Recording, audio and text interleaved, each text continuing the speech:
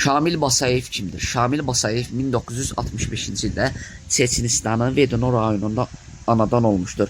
Onun da ailəsi 1944-cü ildə sürgün edilmiş Çeçenlərdən biri idi. Khrushchevun dövründə 1957-ci ildə Çeçenlər də geri qayıtmışdır.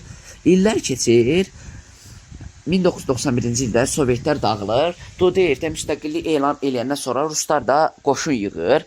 1994-cü il, 96-cı il arası müharibə olur. Şamil Basayevin də 11 nəfəri ailəsi də öldürülmüşdür Rusların hava hücumunda da.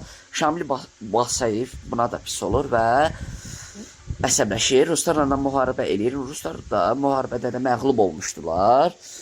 Onun ən çox müharibədə söz elətdirməsi Budenovsk əməliyyatı olmuşdur. 150 nəfərlik tabutda içində olmuşdular. Tabutda da duraraq orada da Ruslarla vuruşmuşdur. Polisləri və hərbiçilərini də ələ keçirtmişdilər. Həm də bütün dünyada şoka düşmüşdü ki, bunlar nətər idi.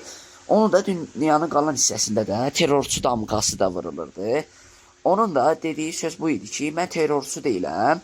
Mən vətənimin uğrunda vuruşuram, vətənimin müdafiə edirəm. Yenə də müharibə bitəndən sonra 1999 və 2009-cu il arası Çeçenistan, 2-ci Çeçenistan müharibəsi başlayır. Bu müharibədə Çeçenlər məğlub olur, Ruslar qazanır. Müharibədə 2006-cı ildə Şamil Basayev də partlayıcı ilə də öldürülür. Onun da Şuşada müdafiəsi də böyük rol olmuşdur və bütün müharibədə də iştirak olmuşdur Qafqaz müharibəsində.